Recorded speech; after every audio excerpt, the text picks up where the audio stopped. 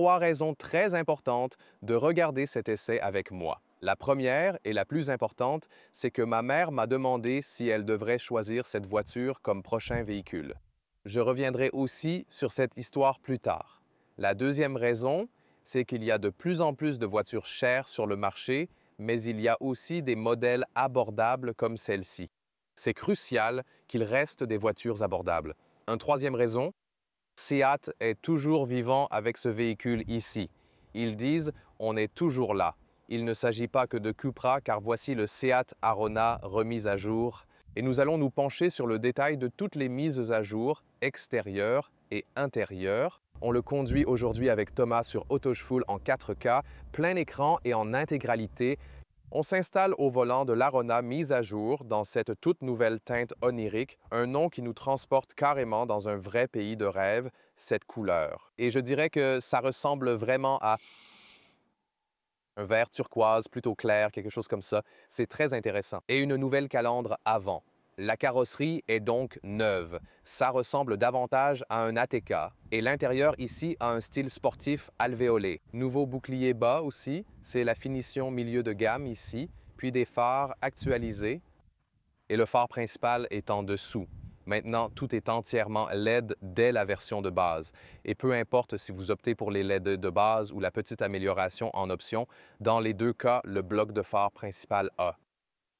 Doubler la portée du faisceau en feu de croisement et tripler la distance d'éclairage. Vous savez, la portée en feu de route, c'est plutôt pas mal. Et cette mise à niveau consiste juste, si vous prenez les LED complètes Seat au lieu de la base, à avoir cette nouvelle signature ici.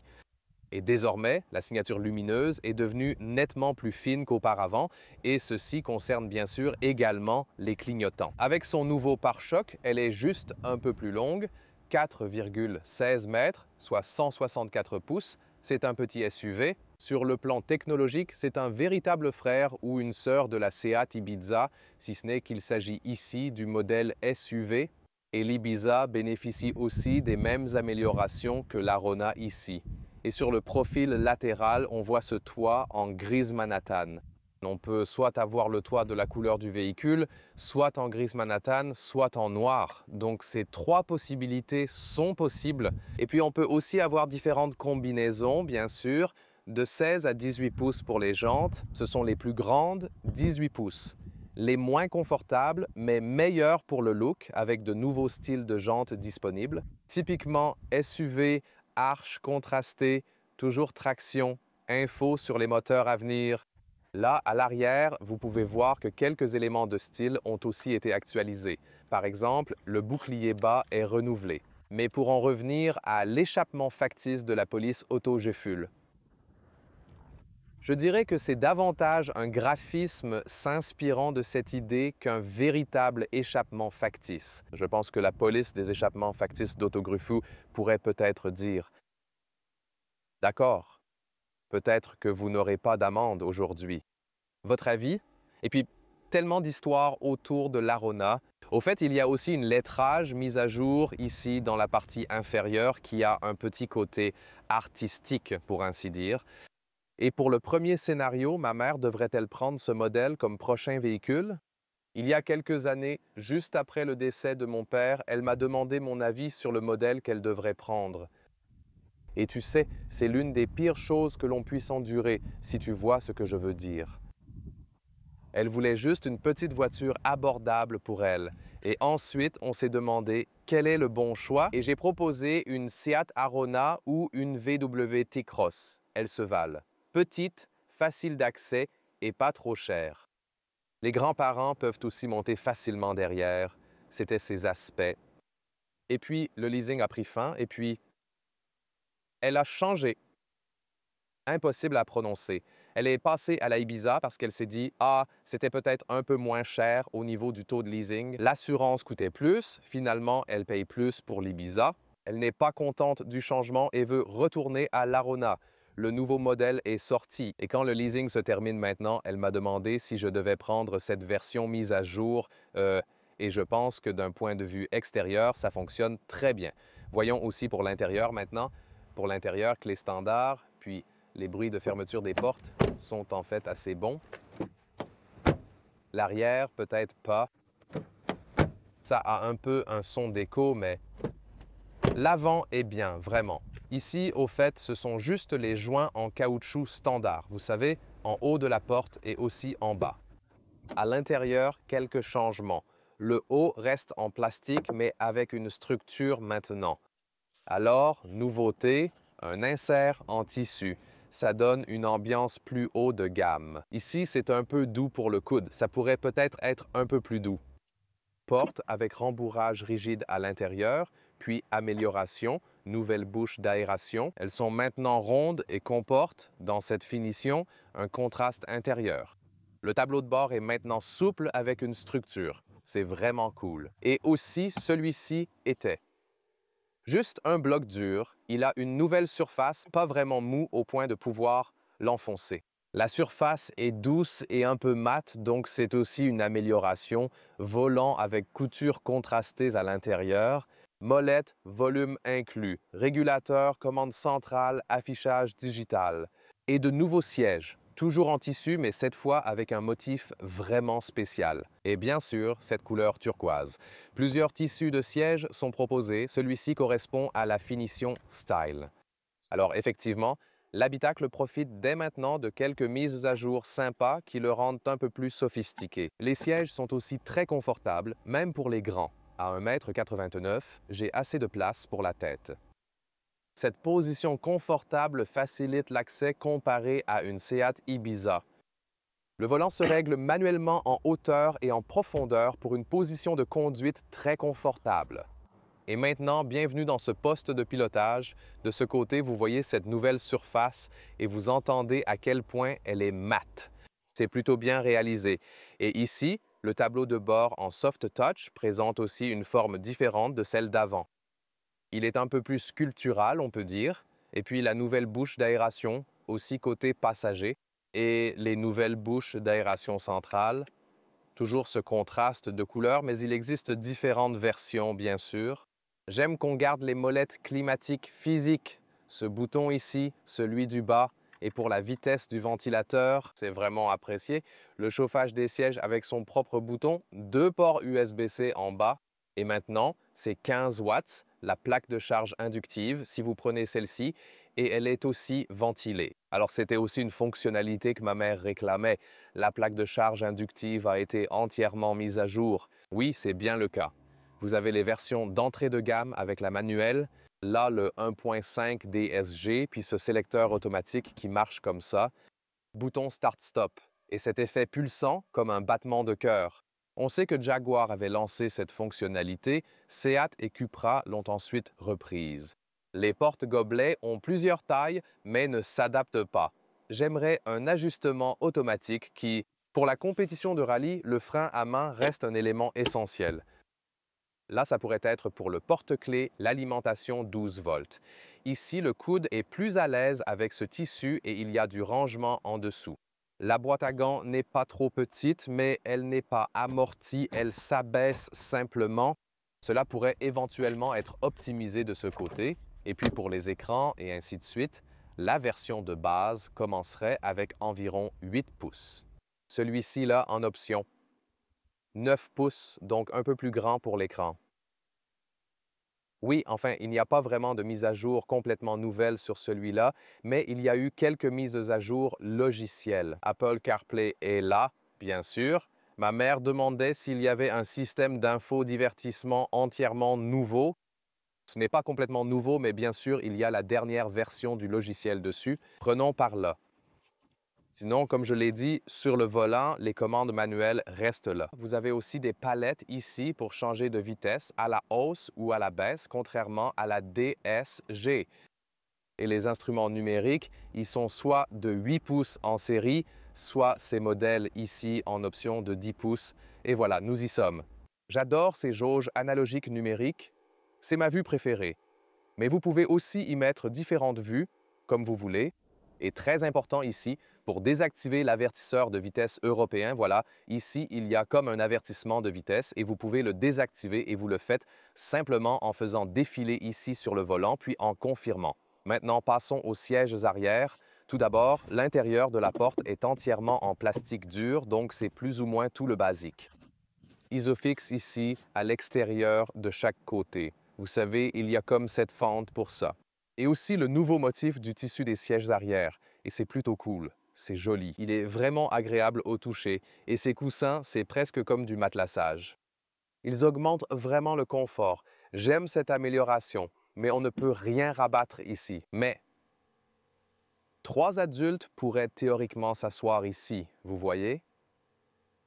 Ça rentre pile quand je conduis aussi. C'est étonnant pour un véhicule qui mesure 4,16 m, soit 164 pouces de long, bonne utilisation de l'espace, et c'est aussi le concept de ce petit SUV, même au niveau de l'espace pour la tête. C'est tellement étonnant que sur cette courte longueur, on puisse avoir un bon espace et que ce soit même confortable de s'asseoir ici. Bien sûr, il y a des voitures avec plus d'espace pour les jambes, mais vu la longueur, c'est vraiment bien. Et aussi, toute la position assise est également droite à l'arrière. Donc ouais, on pourrait aussi voyager avec maman ici, tu sais, Léa et moi, et quelqu'un pourrait même s'asseoir derrière. Maintenant, passons au coffre qui fait 400 litres, plutôt pas mal pour un véhicule aussi compact. Il se place aussi verticalement en dessous et reste flexible. D'abord, la largeur normale est d'1 mètre, soit 40 pouces. Ensuite, la longueur est de 29 pouces ou 75 cm. Ce qui est cool, c'est qu'on peut l'avoir plus plane ou le soulever. Légèrement pneu de secours en dessous et ici le subwoofer et la garniture. Ici, vous pouvez le mettre ainsi, gagnant plus de hauteur avec une belle transition ici. C'est vraiment pas mal. Laissez-moi retirer la partie du haut ici.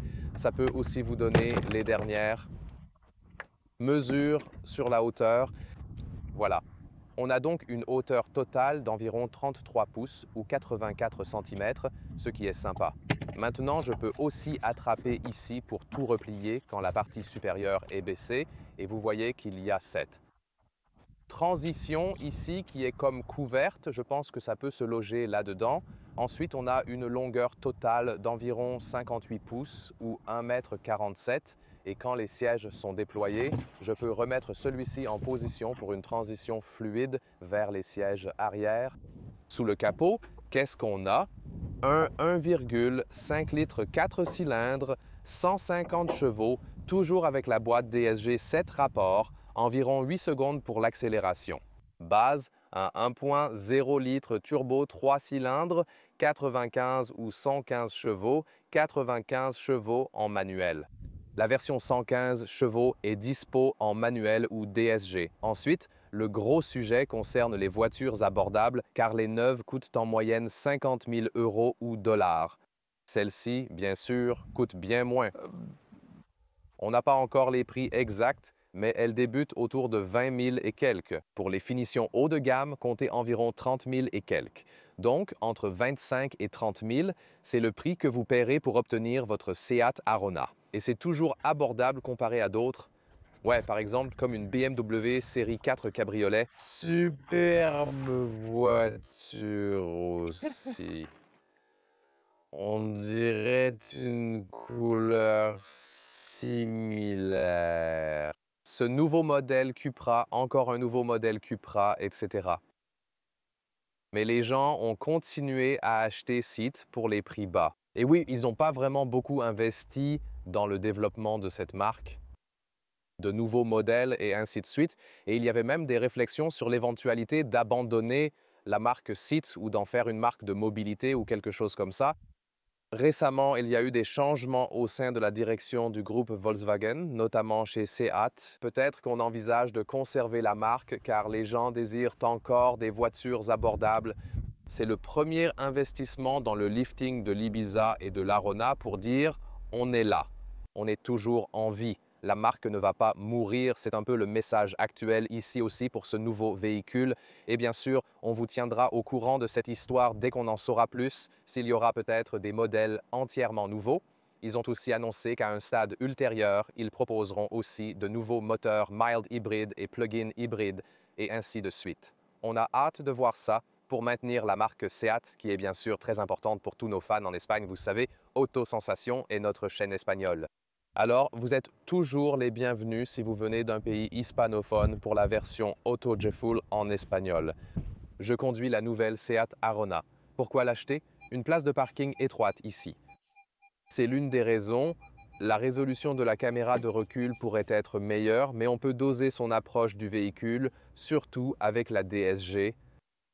Une direction légère et vous sortez directement de cette place de parking étroite. Et ça rend la manœuvre vraiment si facile. En commençant ici sur l'île d'Ibiza. Des rues généralement étroites, beaucoup de voitures garées sur le côté, quelques ralentisseurs et ainsi de suite. Et on se sent simplement à l'aise parce que la voiture elle-même est vraiment petite, vous savez bien. Et c'est le cas dans beaucoup de villages en Espagne, surtout là où ce type de véhicule est aussi extrêmement très populaire. Et bien sûr, c'est également valable pour l'Allemagne. La DSG rend les choses plus faciles ici. Celui-ci, le moteur 4 cylindres de 1,5 litres avec 50 chevaux, ou avec la DSG, le plus petit moteur 3 cylindres d'1 litre, manuel ou avec DSG. Et ici, surtout en ville où il y a de nombreux arrêts fréquents, c'est vraiment fluide d'utiliser la boîte à double embrayage sans devoir constamment utiliser l'embrayage. Je choisirai donc celui-ci aussi. La direction est encore une fois vraiment très légère et extrêmement facile à manier.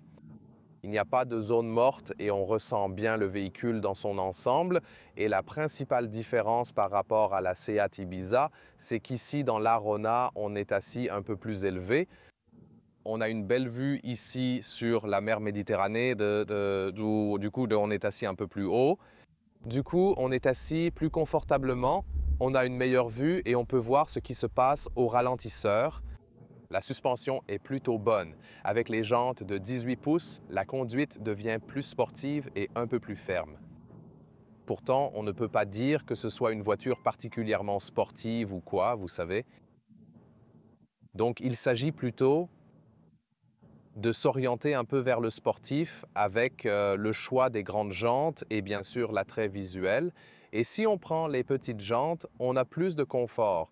Si on restait par exemple sur les jantes de base de 16 pouces, on aurait plus d'amorti par le pneu, ce qui rendrait la conduite plus confortable, mais ça fonctionne aussi avec les 18 pouces. Et cette position de conduite droite, associée à la boîte automatique et à certains raffinements de l'habitacle, en font également une agréable conduite ici en milieu urbain. Et maintenant, c'est l'accélération de 40 à 100. C'est parti!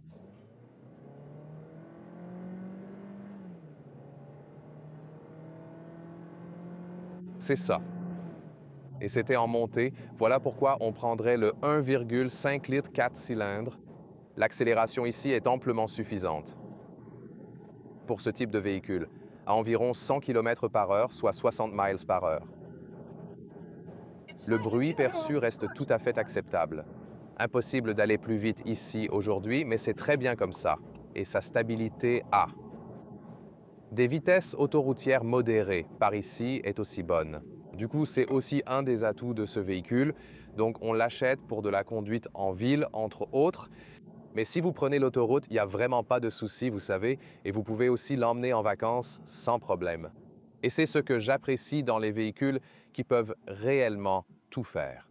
J'aime beaucoup moins ceux qui ont un usage extrêmement spécifique et qu'on ne peut vraiment pas utiliser pour autre chose. Et ici, on peut vraiment avoir différents cas d'utilisation. C'est ce que je trouve vraiment très cool avec ça. Nous avons aussi des systèmes d'assistance, bien sûr, et on peut les régler ici à gauche du volant. Pour l'activer ici d'abord, voilà le détecteur d'angle mort ici aussi très utile et maintenant on peut régler par exemple la vitesse et celui-ci aussi on met des paliers kilométriques individuels et le bouton arrière règle le volant effectivement ici. Des pas de 10 km c'est aussi possible et ici avec le pouce gauche il y a aussi cette vue des systèmes d'assistance disponibles. Par exemple encore une fois le détecteur d'angle mort. Et même si l'autoroute ici tourne légèrement à gauche, il le fait de manière très fluide. Et aussi, la détection des mains sur le volant est vraiment sensible, donc pas besoin de bouger le volant ou quoi. Donc en fait aussi assez... Ici, on voit déjà que les systèmes d'assistance sont bien pensés. C'est là qu'on se dit que pour chaque manœuvre de conduite, ce véhicule a tout prévu.